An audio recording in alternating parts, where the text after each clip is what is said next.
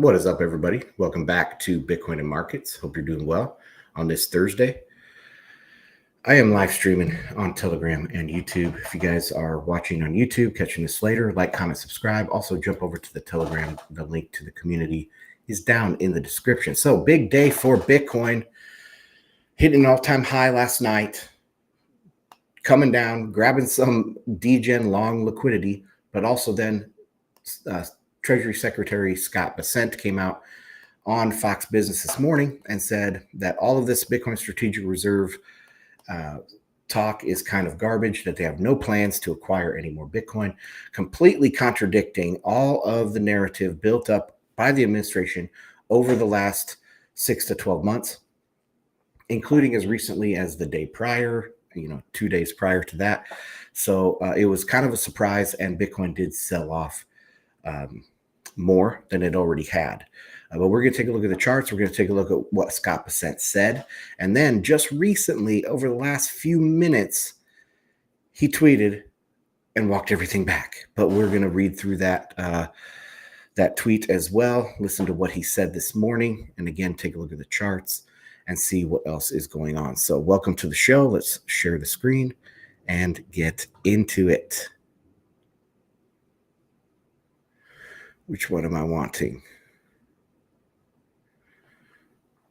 Okay, this one. It's not sharing. It's not. My computer's running slow. What's going on here? Make myself a little bigger. Okay. So yeah, this is the tweet that just came out. Watch his appearance on CNBC this morning.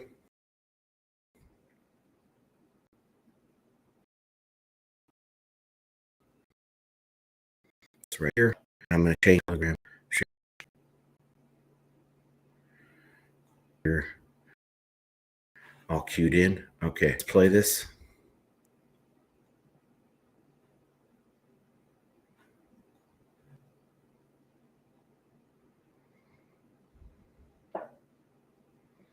Make sure the volume's up. Oh man, come on now. It's not in play.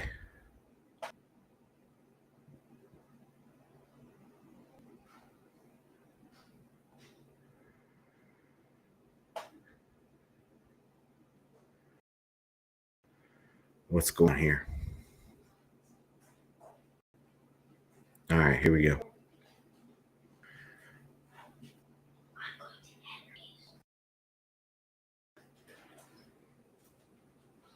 Hold on, guys. Trying to figure this out.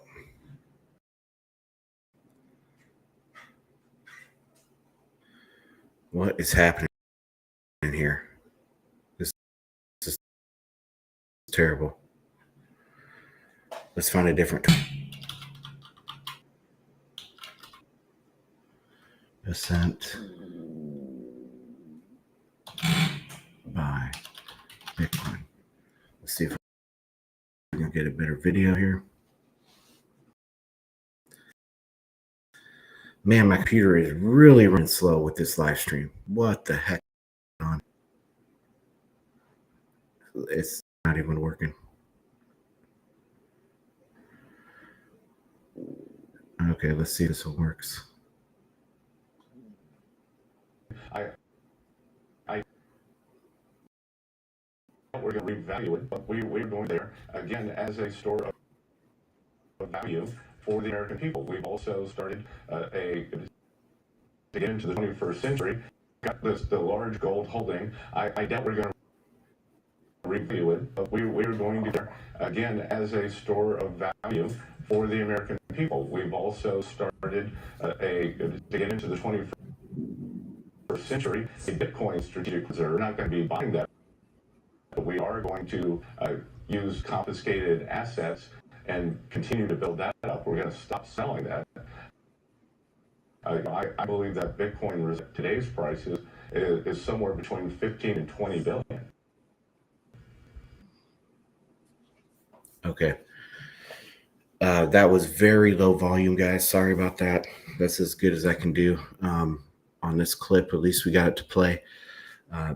He seemed a little bit not comfortable, right? He seemed unprepared to answer that question, in my opinion. So let's see what else they talk about. All these ideas on of the balance sheet of America, is that partly the beginnings of hearing back in January?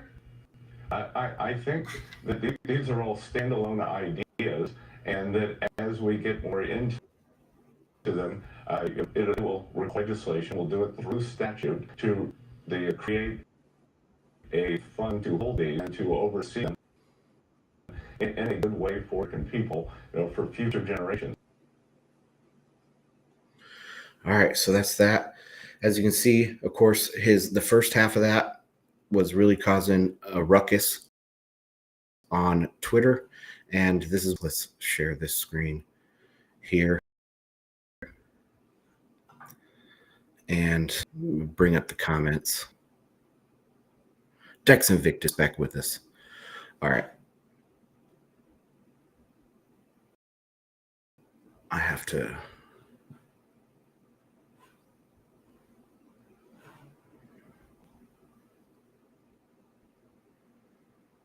find a way to mute notifications. I'm not a big Slack user. I'm getting notifications at the wazoo from Slack. Okay, but anyway, here is the Bitcoin price. You can see we were already headed down after the all-time high last night. We were headed down here and liquidating some of the longs. So when you pass a new all-time high, there's a very common trading strategy that you just, every time that you break an all-time high, whether it's in the stock market or a specific asset, a specific stock or anything, that you're just going to long the all-time high, because most likely you're in a breakout situation and their upside is, the risk reward is very heavily favored to the upside. So Bitcoin broke the all-time high last night, and there was probably a lot of degen longs that came in and went long right at that all-time high.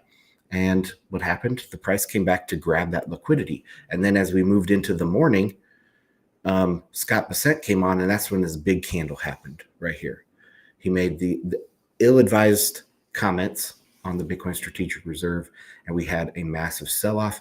And this would be, if this were some sort of part of a plan, I would say most definitely that this is manipulating the market. This is illegal manipulation of the market. But after Scott Bessent came right back out, and let's bring up this tweet.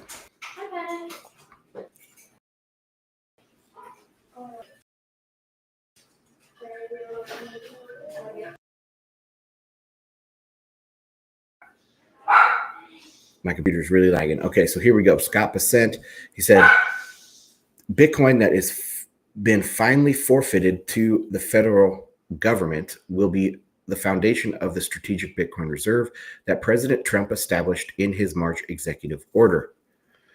Completely starting to walk this back. Okay, so forfeited here, he said in the interview the word confiscated, which got some people up in a tizzy as well. But this is forfeited as in, legally seized in the course of a guilty verdict of somebody. Okay. And yes, that's not ideal, but that is part of the law. It's not going to be that they're going out and 6102ing, confiscating like they did with gold, confiscating all the Bitcoin, maybe from MSTR, from the ETFs, or from private citizens. So he had to walk that back and use the term finally forfeited to the federal government, which is good. He said, in addition, Treasury is committed to exploring budget neutral pathways to acquire more Bitcoin to expand the reserve and to execute on the president's promise to make the United States superpower of the world. So again, complete 100% capitulation and walk back of what he said this morning that caused the big sell-off. Let's go through some of these comments here, because I want to see what people are reacting to this. So Ragnar says, so you will be buying or not be buying. You are sending mixed signals. Okay. Revalue gold, sell it, buy Bitcoin. All right. Confiscation is not the way. just buy some Bitcoin with dollars. You can print. It's cleaner. Okay. Gap here from Van Eck. That's not how they print money. Okay. Money is printed in the process of making a loan. And he walked back the word confiscation. So this is just kind of a dumb comment. Revalue gold by Bitcoin. That's right. LOL. You just said earlier today on CNBC that the U.S. government wouldn't be buying. Okay. Well, duh, this is a walk back. Scott said on CNBC earlier today, it was Fox Business, that the U.S. government would not be buying more Bitcoin. And then he drops this tweet claiming they'll continue to explore budget neutral ways. Yep, of course. Thanks, Jacob King. To exploit budget neutral pathways or to explore. You're talking about confiscation. No, he's not talking about confiscation. He's talking about budget neutral pathways, like using some of the tariff revenue or revaluing the gold or selling some federal land to buy Bitcoin. Sell $1 billion worth of federal land to use it to buy Bitcoin. That's a budget neutral way. It's just not a tax or taking from some other line item in the budget to pay for this. It's not talking about confiscation. He was very, very clear on that, Joris. Government confiscation is the antithesis of what Bitcoin is about. Again, he walked that back there, Timothy. Market completely not buying it, Sonny Poe says. Well, Sonny Poe was out earlier saying that, of course, I told you all along they're not going to be buying Bitcoin. And now he comes back, walks this back, and now Sonny Poe looks like a moron. So he's trying to continue with that. Take the tariff surplus and buy Bitcoin. Exactly. It will be the best way that we spent government money in history. True. Tariff gold. Buy BTC with the funds. Another good, this in a budget neutral way. There was talk about tariff on large gold bars, specifically from Switzerland, and you could use that, whether that's maybe you could make 500 million or $1 billion a year off that. I don't even know if that would be that much, but and you could buy Bitcoin with those funds for sure. That would be budget neutral. We aren't buying that, LOL. All right, whatever. Can you please talk to this guy in the video? Get easier. It's a recantation of what he said earlier. Budget neutral pathways equals 6102. It's out. Y'all got played. Again, this is not 6102. I wrote a whole piece on 6102. Let me bring that up.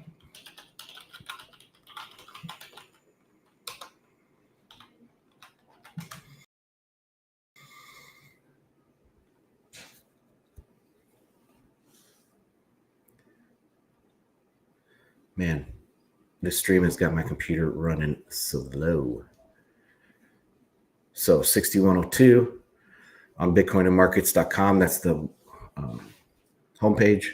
Make sure you guys are subscribed over there. Why a Bitcoin 6102 won't happen. And I go through the history of it and why this won't happen. So very first sentence here. First, gold was not confiscated in the strictest sense of the word. Every American was instructed to turn in their gold coins, and was paid for it. So confiscation would be to take it without compensation. All right. But they were paid. They don't have the ability to confiscate things in the strictest sense of the word. So they have to pay a fair market value for it. This goes for land, like eminent domain stuff. When they seize your land, they have to pay you a fair market price for it. And a lot of times they lowball that. You can come in with some great accounting and great valuation of your land and say you want to value this piece of land at $1 million that they're seizing. They'll settle for $500,000. They'll really lowball you, but they will pay you for the land. So it's not strictly being confiscated. They didn't do that with gold either. Although it was compulsory and reprehensible, many believe that the gold was seized outright without compensation, which is incorrect. It was a government buyback program. Second, not all gold was taken, not even close. According to SD Bullion's analysis, 85 million ounces of gold were bought back, representing just 27% of the gold in circulation. So that's not all the gold. The reason, and what else did I say? Additionally, each individual was allowed to keep up to 5 ounces worth $100 at the time, or $10,000 in today's dollar value. The reasons behind the order were also frequently misunderstood. While it's true that government wanted to print more money, why didn't they just do that? Why did they not? Why did they need to seize the gold? The dollar was backed by gold under the Federal Reserve Act of 1913, which required that 40% of the dollar's value be backed by gold. However, by the onset of the Great Depression in 1929, the government was nearing that limit. So by 1929, they were nearing this 40% backing of the dollar, making it difficult to print more dollars to stimulate the economy. Whether you agree with it or not, the gold backing and the Great Depression are what drove FDR to do 6102. So going back to Gabber's comment when he said, just print money and buy Bitcoin. They couldn't do that back with 6102 because of the gold backing. They couldn't go past the 40%. And so that's what forced them to do a 6102. We don't have that problem today, right? Today, the situation is very different. The dollar is not backed by Bitcoin yet, and we are not in a deep deflationary depression like the Great Depression. Well, we might be, but not yet. Most believe we are dealing with high levels of inflation. So it's the exact opposite of the Great Depression. In 1933, a large percentage of the population held gold, whereas today, very few people hold Bitcoin. At the time, the politicians and their Keynesian economists blamed the Great Depression on people hoarding gold and silver, which they believed reduced money in circulation and hindered the economic recovery. FDR sought to increase money in circulation to end the Depression. Today, so that is the reason behind it. That's not the reason behind confiscating a Bitcoin today or 6102 of Bitcoin today. They had different reasons and were under a different circumstance. Today, policymakers do not face the same constraints imposed by a gold-backed currency. The current silent depression is not blamed on people hoarding Bitcoin. Confiscating Bitcoin would not enable the government to print more money. Bitcoin is not legal tender and would not undergo revaluation as gold did. So there's absolutely nothing in common with 6102. Another critical difference between the 1930s and the 2020s, as Balaji recently pointed out in a tweet, is that the 1930s occurred during an era of increasing centralization of power by the governments. It was a period between the world wars characterized by a focus on national industrial output and government control over the economy's critical sectors. Today, the trend is in the opposite direction. We are headed into an era of more decentralization. International order is fragmenting, U.S. hegemony is waning, and the prominent political aim is to break the economy through cultural revolution, not to fix it. The modern elites want to humble the U.S. to keep it dependent on international trade and the world dependent on the U.S. military. In other words, avoid U.S. isolationism. The U.S. naturally sliding back from its hegemony is the opposite of the situation in the 1930s. Lastly, today's elites are deeply reliant on the fragile financial system, unlike the masses who have little wealth. The system is credit-based and highly leveraged, and its stability depends on trust in regulators, participants, and the system itself. Seizing Bitcoin would severely undermine that trust, especially given that many billionaires and institutional investors own Bitcoin, and significant financial products are tied to it. The elites have more at stake. So there you go. Going back to Twitter now, and Predator. Budget neutral pathways equals 6102. No, it doesn't. You more to do. Like, there is no such thing as a Bitcoin 6102. The situation is not the same. The asset is not the same. The reasons are not the same. The entire macroeconomic situation is not the same. The path towards globalization and centralization is not the same. There's nothing the same. Predator. Nothing. So this guy's laughing at you. He said this morning you wouldn't be buying more Bitcoin. I'm confused. Okay. And we'll be reversed the moment power is lost due to the recklessization of Bitcoin. Well, he just reversed it. He reversed his reversal. That's what's going on here. When does explore graduate to deploy? After, I mean, they'll say they've deployed it. Okay, like they're not going to come out and say we are next week, like the Fed does. The Fed comes out and says, "Oh, we're going to buy 40 billion in 10-year treasuries next week," and then they go out and buy it.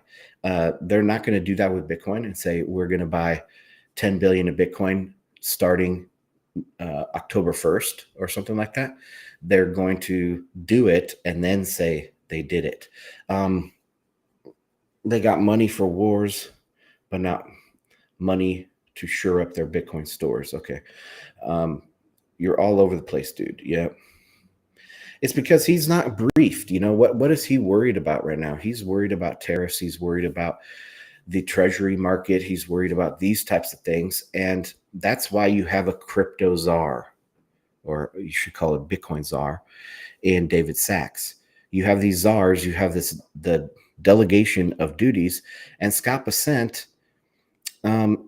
he can't know everything about everything. The way he was speaking on that Fox Business piece there was in a confused way. He was just kind of speaking quickly off the cuff, and he used wrong terms. So he used confiscated instead of forfeited.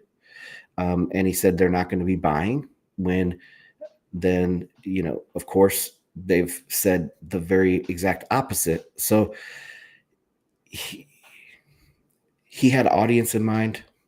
He was obviously unprepared for the question, and then he corrected it within a few hours, which is kind of what I expected. As I showed, did I show you guys this? Yeah, I probably showed you. No, I don't think I showed this to these guys. So this is from a post that I put out on the website for premium members just about 10 minutes before he tweeted. And I said, after a long explanation of what's going on here with this situation, I said, I wouldn't be surprised if tomorrow someone corrects the record. And what happened?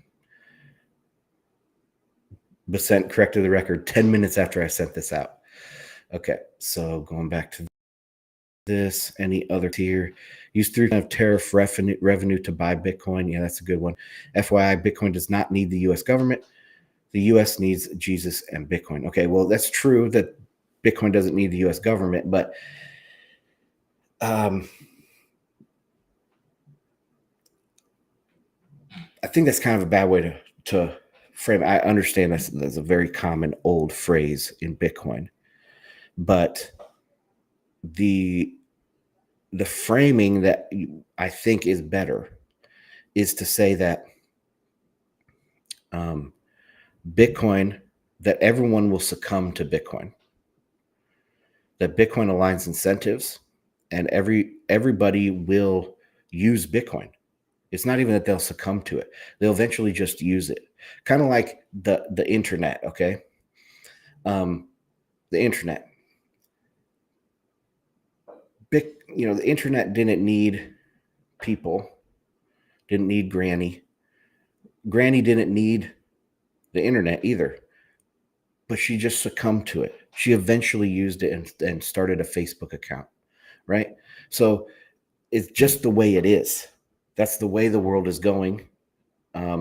It's the wave of history, and neither side needs either side.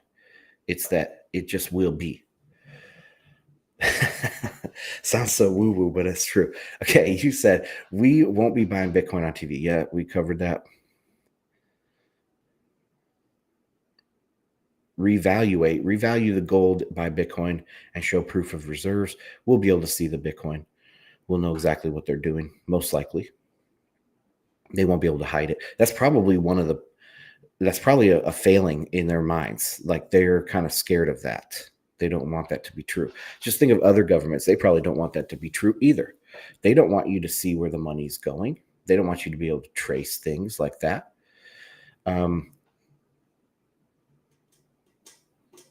So that's going to be a hurdle. if the U.S. adopts it, has a strategic reserve, other countries will that are more open and honest and transparent. But then the countries that are less and less transparent, it's going to be harder and harder for them to adopt Bitcoin. Photobox, what's going on? John Delaney, Moon Guy, good morning. Damage was done. Yeah, the damage was kind of done on the charts. We'll take a little bit more at the charts here in a second.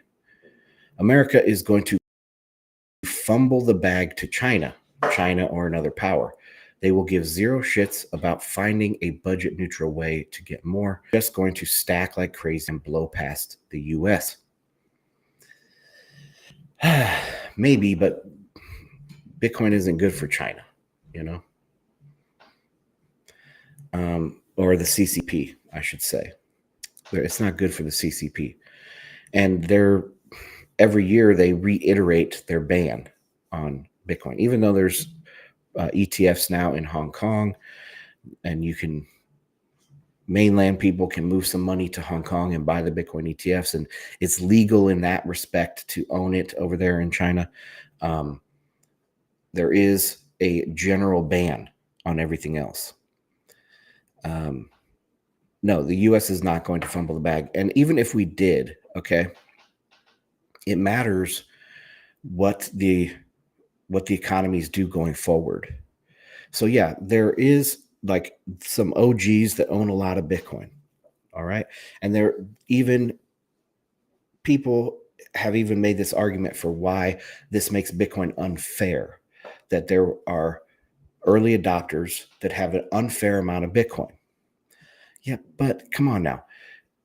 As time goes on, they're going to spend that Bitcoin, and that Bitcoin is going to go out into the economy, and it will accrue to the most productive people, the most productive economy. So if you apply that to the nation state and you say, yeah, China might decide to do a 180 and stack a bunch of Bitcoin, and they stack a bunch of Bitcoin before the US does,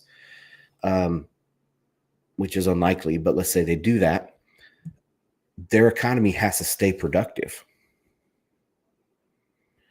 And if the US economy is more productive, they're going to acquire more Bitcoin long term. That's just how it is. And in China's state, they're in no state to be holding Bitcoin anyway. They're highly, highly indebted, probably passing 350, 400% of GDP in debt.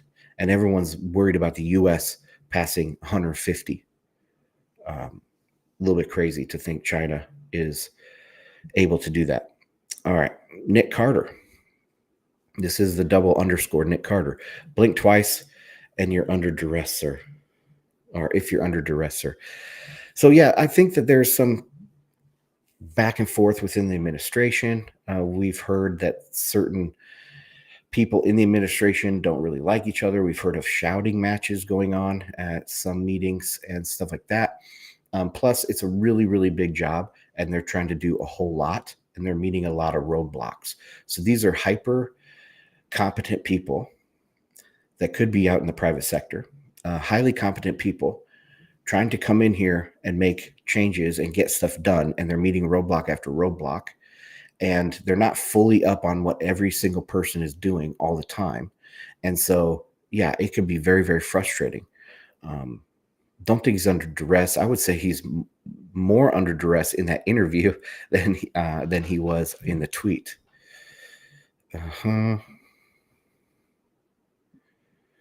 Yeah.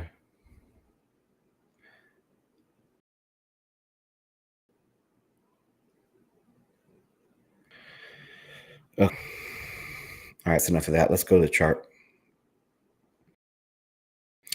And while I'm sitting here on this chart, Telegram for any comments.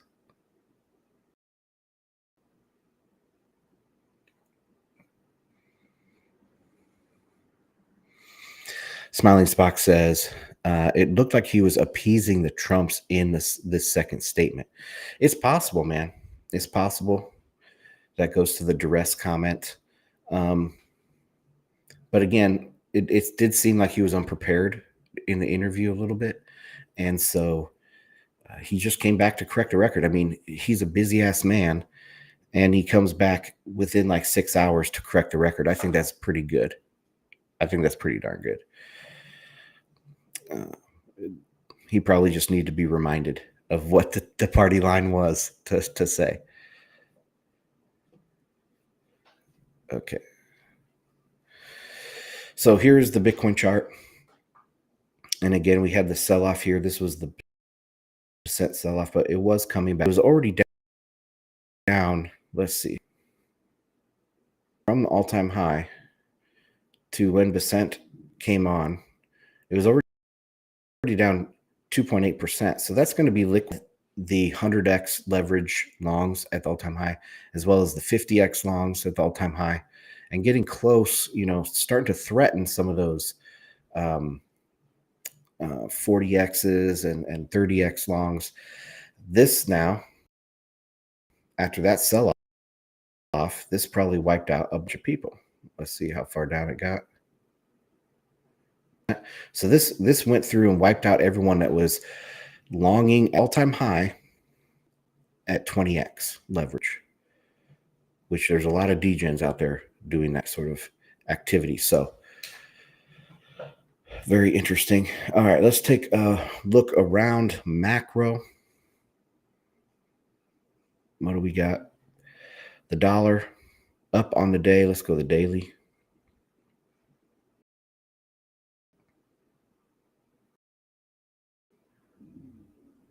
Up on the day, trying to hold this higher low.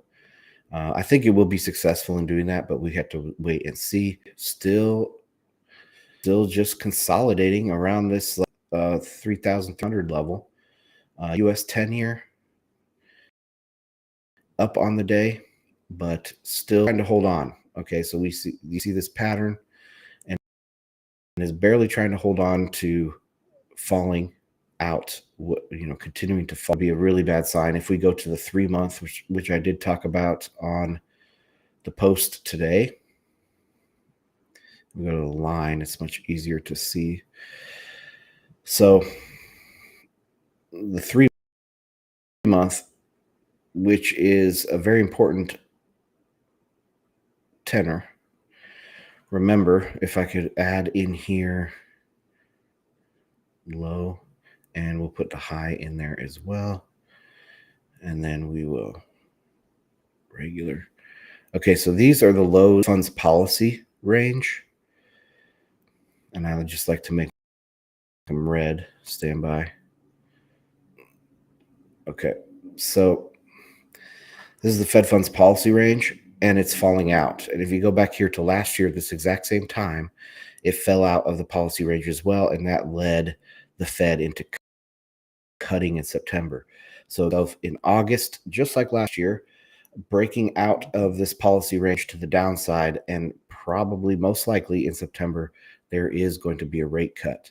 Even after the producer price index this morning, the chances of a Fed rate cut were still above 90% for September, and that will probably increase again as we continue out in the next couple of weeks. But this is a really big signal that you guys should be watching. Okay, down to oil. Candles. Now let me get rid of these again. All right, so trying to go a little positive here on the day, trying to break back above what was resistance, then support, and now we'll see if this has resistance and going lower. Of course, my macro thesis includes a weak energy, and I have these line here. I say we will hit 50 before we ever hit 90 again for oil. Okay, and stocks. Green on the day of yesterday's close, but not of yesterday's intraday high, but looking fairly healthy. Nothing really extra than my normal stuff to talk about for taking it back to Bitcoin. Let me check and see if there's any other additional comments. Dex Invictus says, I always think of the Backstreet Boys when I hear Nick Carter. Yeah, his star is rising, guys. His star is rising. Okay. He's got better the last couple of years. All right, let me go back to my profile, see my liked tweets, and what we can get into discussing. Like, comment, subscribe, put your comments down below. From Whale Panda. So if you guys don't know Whale Panda, he's a OG, goes back a long ways. He did a podcast a long time ago with Samson Mao, Novak, and maybe that was it. So he's a big time OG, and he says, unpopular opinion, Bitcoin is not in a bull market. I think this is very interesting. From a longtime Bitcoiner's perspective, I agree with him. It definitely does not feel like a bull market. It feels almost like a bear market. That's how much this frustration has been over the last, say, month. The frustration of all of this talk about how much demand there is out there. Just wait, bro, it's coming. This guy says something, and then another guy says, he knows what's coming because he bought $1 million in Bitcoin or something. And like, it's just a lot of pumping, and the price wasn't doing anything. It's still kind of, with today's dip, still very frustrating. The feeling is of not quite a bear market. That's more, I would say, outright panicking by the general public. This is just more of a nobody cares. There's absolutely zero feeling of euphoria at all in the market, and we're hitting all-time highs, and there's no feeling of euphoria. So I agree that Bitcoin is not in a bull market when you think about it in those terms.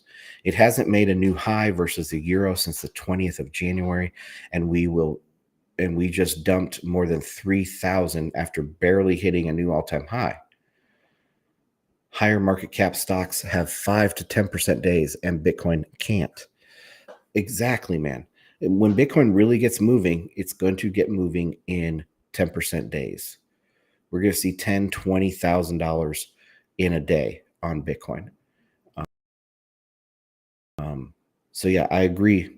Bitcoin is not in a bull market. And let's just go and check out BTC Euro.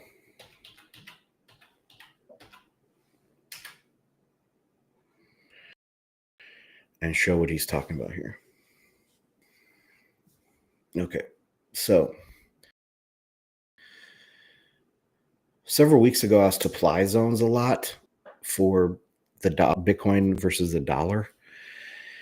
And you could see, if you go to the dollar chart, you can see we hit the previous all-time high around 70,000. There was a long consolidation there.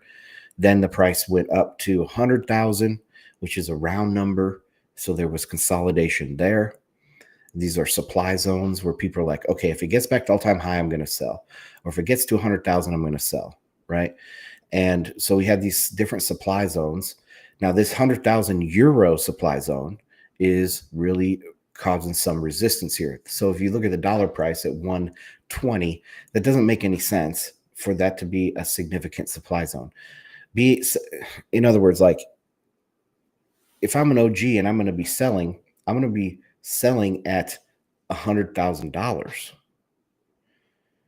or maybe say 105 when I get around to it over the next couple of days. I'm going to sell some Bitcoin, and then it moves to 105. Okay, I sell. But there's no reason, if it's hanging out around 100,000 for multiple months, and then it goes up to 120. It's not like anybody's going to say, "Oh my gosh, I'm not going to sell 100,000. I'm going to wait till 120, then I'm going to sell." But we have seen a lot of selling. And I think that comes down to this right here. People selling at 100,000 euros. We tapped it here, started tapping some of that supply zone. And then we're tapping it here, trying to break out. Finally looking out of this supply zone yesterday and smashed right back into it. So from the euro, let's see some more comments. John Jay says, I generally like Nick's stuff. Yeah, I do too, but one, he's a shitcoiner.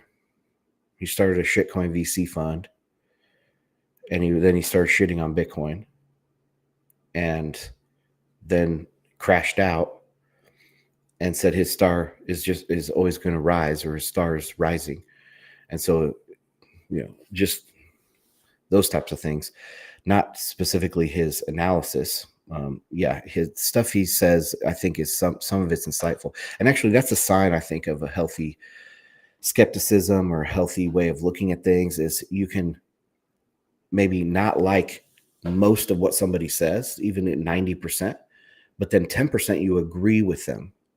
And you can pick out a specific part of their stuff and assimilate just 10% of what they say, versus having to believe with everything, like equating the argument with the person.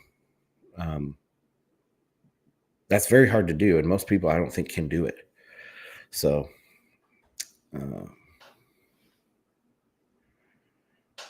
still not above 2021 highs. Priced in gold, we're still not above 2021 highs. Yeah. That is true. Okay. Let's go see if Telegram has any other comments.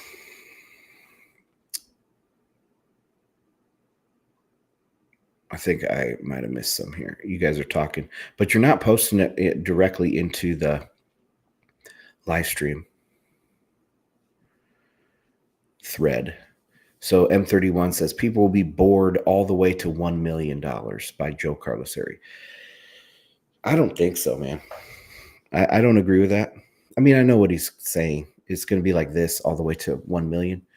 I don't think it will be. I think we're going to have, I remember specifically back in December of last year, November, December. Was it November? When did we first start making this big rally? Yeah, it was November of last year. And we were rallying really hard up to 100,000. And I had taken my son to his wrestling class. And I was sitting there with just watching my phone, and it's ticking up like $1,000 every 10 minutes. And I felt some euphoria.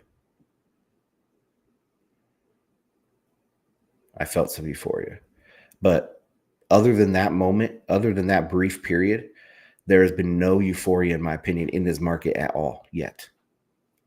And it will come. We're going to have periods like that. Maybe not a moonshot to 1 million, but I think we're going to have some euphoria. When we finally make a push to 150 and 200,000, we're going to be going $10,000 or $20,000 in a day, and we're going to feel some euphoria. So it's not going to be boring at all. So no, I don't think it's going to be boring all the way to 1 million. Let's see if you guys have anything else.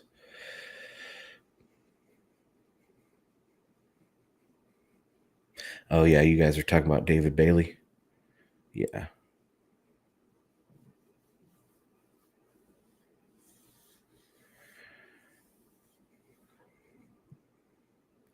What is this in regards to?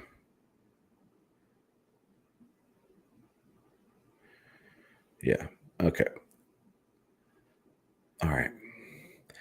Back in it. All right. Let's look at some of these other tweets here. Oh wait, I gotta go to likes. Am I in likes? Okay, yeah, I am.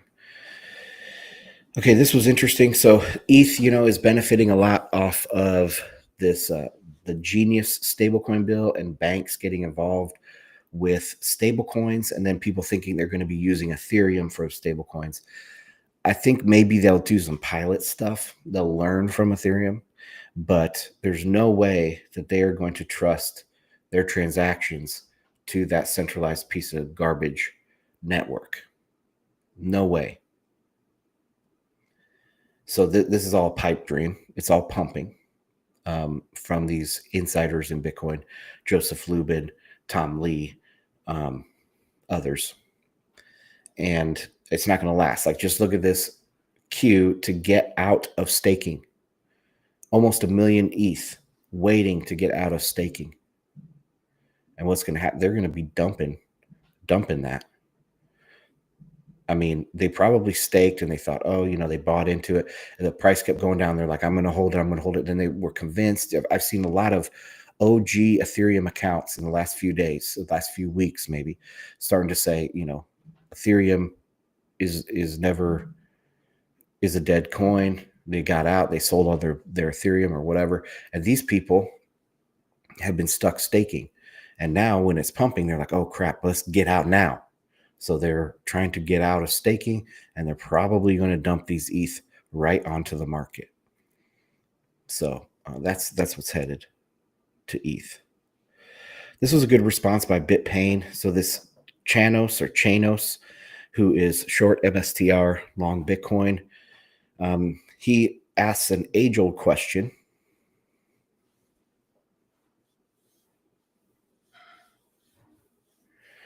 Facey McFace, Tether is not the majority buyer, but they are a large holder. I think they're maybe fourth or fifth largest holder of treasuries, but not the largest buyer. Okay, so what prevents another acceptable hard limit coin creation protocol? Given that now substantial economic incentive, there's now a substantial economic incentive to do so. This is a human construct after all, when all is said and done. There is no law of physics that states Bitcoin has to be the only one. No, but you have to compete against Bitcoin. So there's a lot of problems with this. I mean, this goes back a decade, okay, when altcoins first started coming out. This goes back a long, long time. And there's well-established reasons why. Some people say it's an immaculate conception. Okay, Bitcoin was born and raised in anonymity, in relative anonymity. Now any coin that launches is immediately open to a 51% attack on day one. It has to be proof of work because proof of stake is not decentralized, at least over the long run. You can have some version of decentralization, but there's too many attack vectors. And so they, over the long run, proof of stake centralizes. It also is the rich getting richer and the poor getting poorer, because if you're rich, you can stake. And if you're poor, you can't stake. So all of the staking profits go to the rich, and that's not good. So you have the bootstrapping problem. You have to launch with proof of work. That's the only fair way to launch, right, from zero. And you open yourself up to a 51% attack immediately. Some people have tried to fix that by doing airdrops and ICOs and getting buy-in to try to rapidly decentralize. But you can't start from a centralized place and get to decentralization. A lot of people try to do this, and it just doesn't work. So decentralization is not just a good thing to have. It is a requirement from the beginning with a fair launch.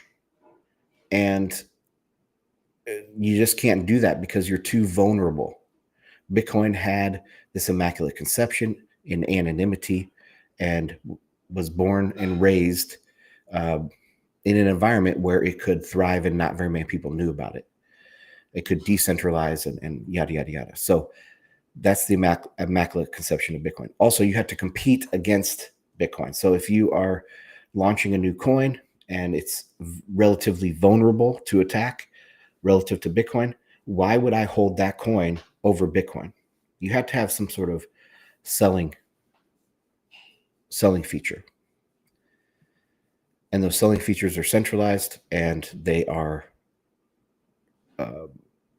they're not better than Bitcoin. Bitcoin has perfected its monetary, investment characteristics.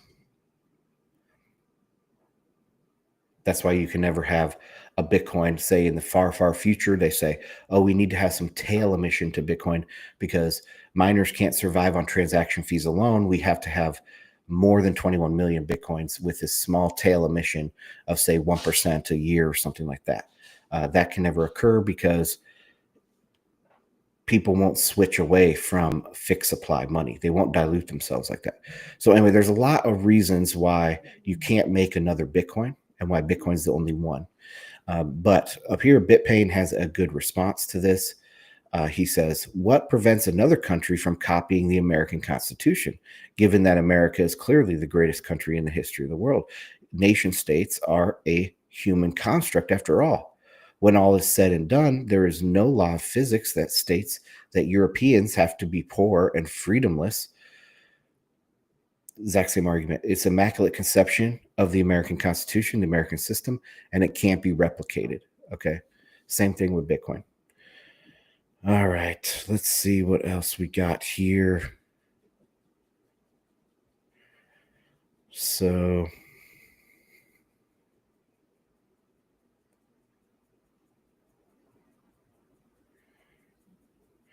PPI, let's see if there's anything else good to talk about.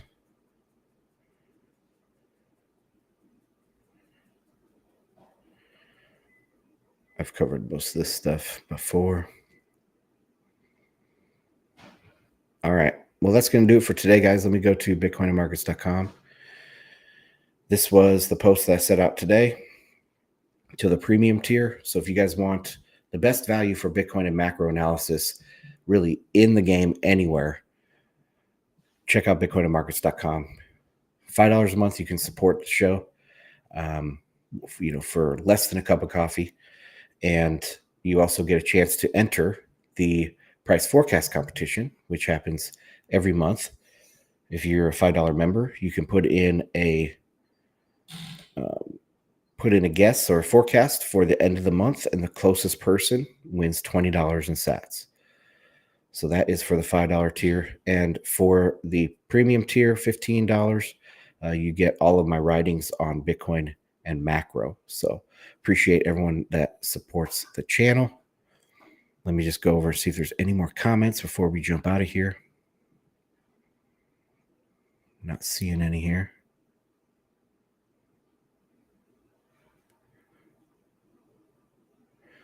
Oh, Facey McFace. You said proof of burn. Yeah, that's in regards to launching of a new coin. Yeah, that's a possibility, but you still have all of the other hurdles to get over. So proof of burn, for people that don't know, I mean, if you're listening to this show, you probably know about proof of burn, but that's where you send, let's say, Bitcoin to an address that is unspendable. So it's a faulty address. It's constructed like maybe in a way that is invalid, right? But you can still send it to that address. And so you send it to that address, you prove that you burned 1 million sats, and then you get a certain amount of coins on another network that unlocks the coins on the other network. So there have been a lot of different schemes on how to do this, but again, none of them have worked. And I think it's a little bit of a misunderstanding too, where he says, oh, there's plenty of incentive to do so at $2 trillion. Well, there's plenty of incentive to do it at $2 billion too. And they did it. They tried to do it and it didn't work. The only one that's kind of worked out is Ethereum. And Ethereum is just so controlled by the insiders and so centralized. It's proven its centralization multiple times. It has issuance, arbitrary issuance problem, and proof of stake problem. It has a lot of problems itself. So it hasn't figured it out either. And it's the best one that's ever happened.